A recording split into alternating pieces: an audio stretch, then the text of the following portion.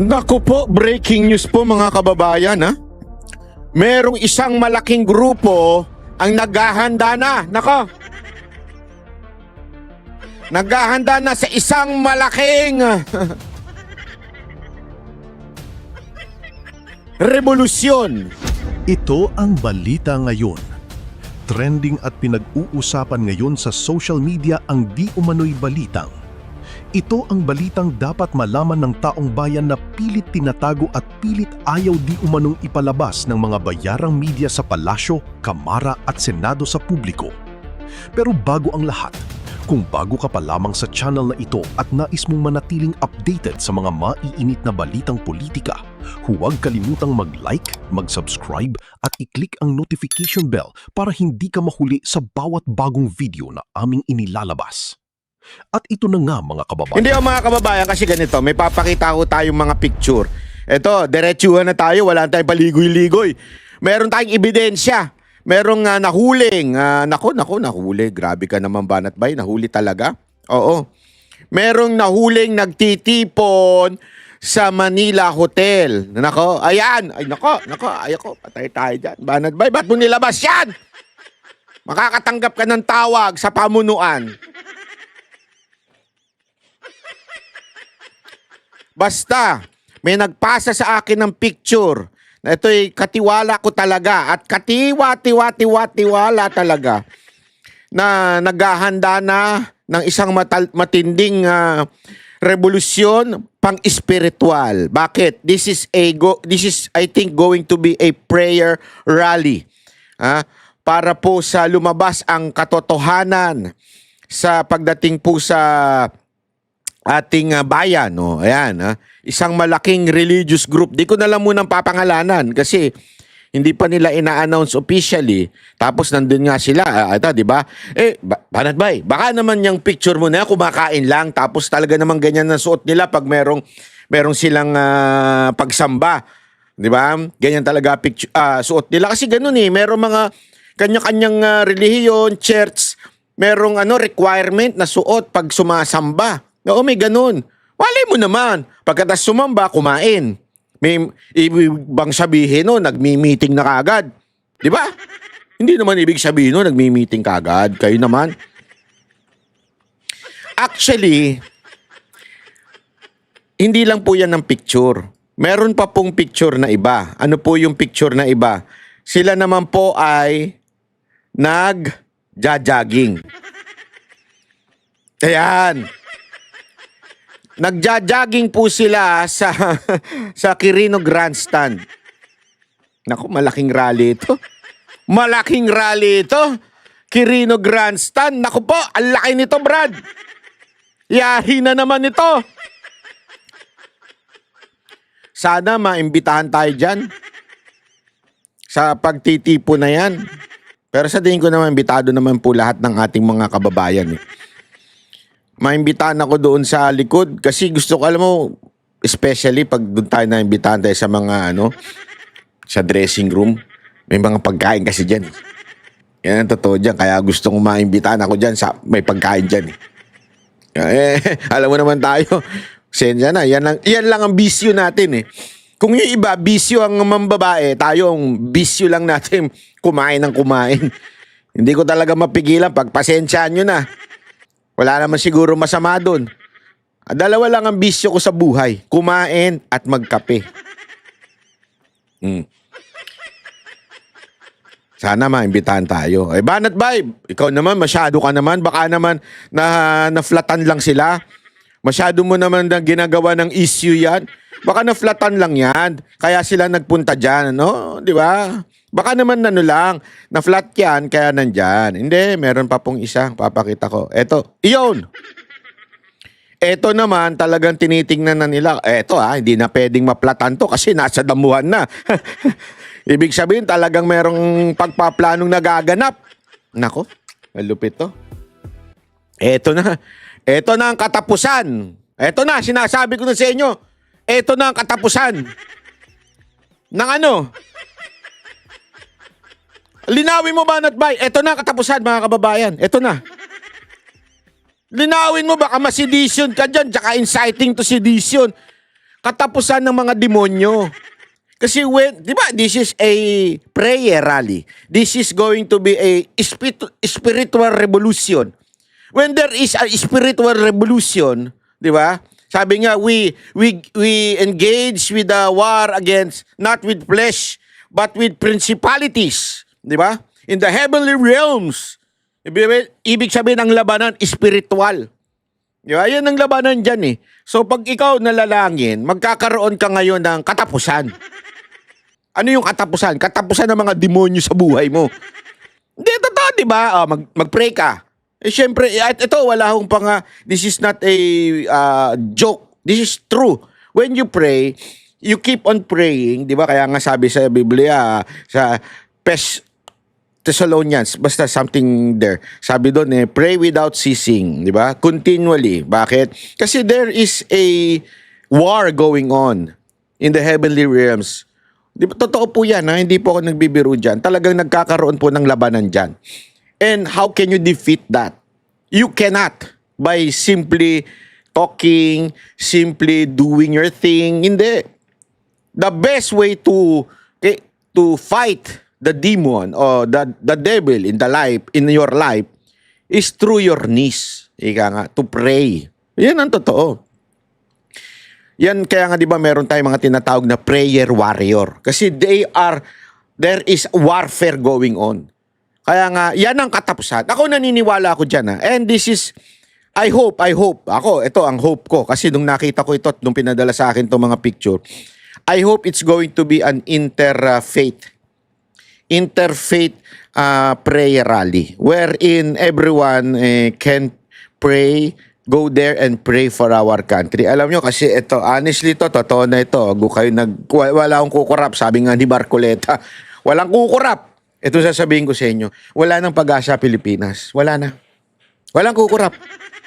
Wala nang pag-asa. Kontrolado nila lahat. From sa baba, sa barangay, sa pulis, sa NBI, sa sundalo. Kontrolado nila lahat eh. Siguro meron ding mga nasa judiciary, malamang meron din diyan. Di ba? At lalong-lalo na yung executive at saka yung legislative talagang hawak na nila. Wala na tayo. Wala tayong laban, sa totoo lang. Wala tayong laban. Kaya the best way to fight for this is through prayer. Ako naniniwala ako diyan. Kaya I totally agree with this group to pray. To pray and really ask the Lord na to intervene. This is something na masasabi natin na intervention na lang. Spiritual intervention ang kailangan ng Pilipinas. Lahat kasi, isipin nyo nga to the mere constitution itself, they can bend it. Nakakatakot na nga yung bendalo Bend the constitution pa, mas malupit yun. Hindi kasi imaginein mo it's clearly stated in the Constitution. The Constitution interpret itself. Di ba? Na majority of all its member, hindi sinabing only the present members, only the members in the Philippines, only the members, hindi talagang all members. Nakalagay doon yung Senate President sa Constitution. Kaya nga sinigundahan ng Senate rules. Therefore, if there is a constitution that says all members of the Senate shall elect Senate President, therefore, nilagay sa Senate rules na including the Senate pro tempore, including the Sergeant at Arms, including the Secretary. Di ba? Kaya nga nilagay na doon of all members. Kung meron palang exemption, di sana merong except. Pero, but, if there is an absent, alam mo yun, clear na ho yun Di ba? Sorry to say to some people Ito, this is a very, even in the scripture, marami tayong interpretasyon. Pero, sabi nga nila, the most controversial verse in the scripture is John 14 verse 6. Tama ako. Kung mali ako, pakikorek na lang ako. Di ba? Ano doon? I am the way, the truth, and the life. Yan ang pinaka na most controversial statement na ginawa ng ating Panginoon. Bakit? Hindi niya sinabing iba. Hindi niya sinabi through your good works. Hindi niya sinabing through your through other saints o through other I will not mention anymore. Hindi, sinabi niya, me, I am the way, the only way, the truth, and the life. So you cannot interpret that more than dagdagan mo pa. Pag dinagdagan mo yan, hindi na yan only. Kaya nga only. Di ba? So ano ibig ko sabihin? Why this is important? Ayoko mag-steer ng controversy sa religion, but why this is important? Kasi the scripture itself, it clearly says, isa lang eh, of all. Walang sinabing all except. Di ba? Di sana nilagyan ng except. Kung except, depende yan eh. All of each member, but it depends. Di ba? Simple logic eh. Every human being, pag sinabing all. Pag sinabing all, hindi pa pwedeng except, hindi pa pwedeng but, depende yan. Di ba? Kaya nga all. If they can bend that, wala na talaga. And they agree, everyone in the government, di ba? Nag-agree na all, okay lang i-bend ng Constitution. Kasi sabi ng presidente, okay lang. Kaya nga katarantaduhan yung mga statement na bakit yung IBP? Bakit yung mga dean? Bakit yung mga law illuminaries? Mga ganyan-ganyan sila, di ba? Even the president, even the House of Representatives acknowledge that the Senate President is Gatchalian. Ngayon, what the fuck? Ay, sorry. So, I mean, ngayon, ano ngayon kung in-acknowledge nila? Yun ba ang requirement ng Constitution? That the confirmation from the President or the House of Representatives kailangan? Wala! Wala yan sa Constitution. Therefore, hindi yan, walang validity yan. Kaya lang, they can bend it. Ibig sabihin, kasi remember, may nasa kanila police power. Kaya nga ngayon, hinaharang pa rin yung mga Marines makapasok sa Senate eh.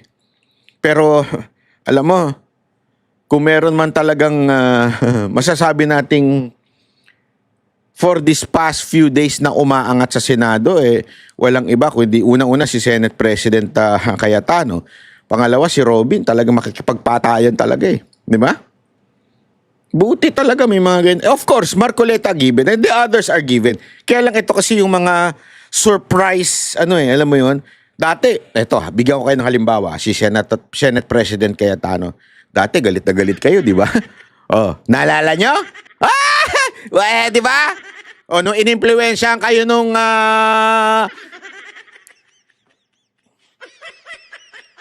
Tangang Pinoy. Kilala nyo si Tangang Pinoy? Nung inimpluwensyahan niya kayo, galit na galit kay Cayetano, na impluwensyahan pa nga kayo nun eh. Di ba? Si Tangang Pinoy, naalala nyo? Na ngayon, palaki na ng palaki, busog na sa loto. Di ba? Oh. Na-impluwensyahan kayo nung galit na galit kayo kay Cayetano. Kasi, di ba, nireveal naman natin, nag-apply siya sa DFA, gusto niya mataas sa posisyon sa DFA, hindi siya kinuha. Bakit? Kasi may requirement yun eh. Kailangan, alam ko, aral ka sa foreign relation, yun eh, at chuchuchu eh.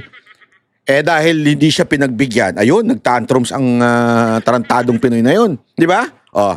Tapos siniraan niya sa social media. Oh, kahit nga kay BP, siniraan yun eh. Oh, kaya nagkaroon ng konting paksyon yun dahil sa chismosang yun eh. Yung Tangang Pinoy na yun, dahil sa kanya. Kaya galit na galit yung karamihan ng DDS nung kay Cayetano eh. Oh. Oh, ano tawag niyo sa amin nun? Kawatano, di ba? Kawatano yan eh. Kawatano. Oh, Kawatano yan eh. Oh, di ba? Sabi ko nga sa inyo, sa buhay, ito lagi niyong tatandaan to mga kababayan. Sa buhay, let time be your friend. Because, sabi nga ng kanta, time will reveal. Totoo, time will reveal. Naalala ninyo? Talagang yung mga galit na galit sa Kawatano. Kawatano yan eh. Tapos galit na galit sila. Pero todo sila kay Marcos nun.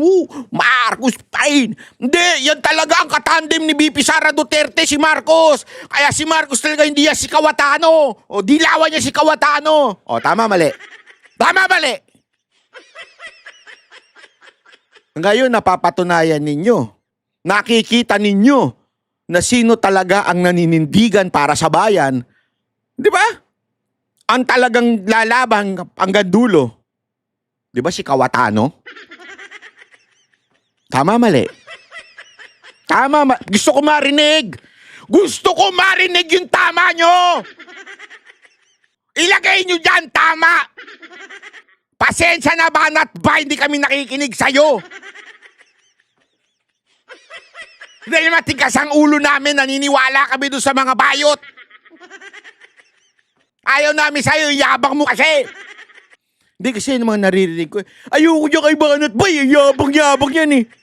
Kala mo, bagay. Pero be, makinig kay be ha. Ang dami na namin napatunayan sa inyo. Ang dami na namin napatunayan sa inyo na kami, andun lang sa corner naman Banateros, kumikending-kending. I told you so, we told you so. Kita nyo na nangyari.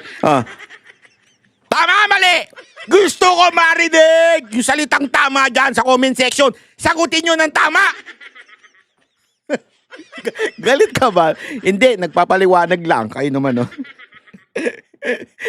Sorry naman sa mga nakikinig dyan. Yung mga nakikinig kasi dyan, marami dyan dati ng lumayas dito. Sabi, hindi, si Banat Bay. Yung mga Banateros na yan eh. Mga ano yun eh.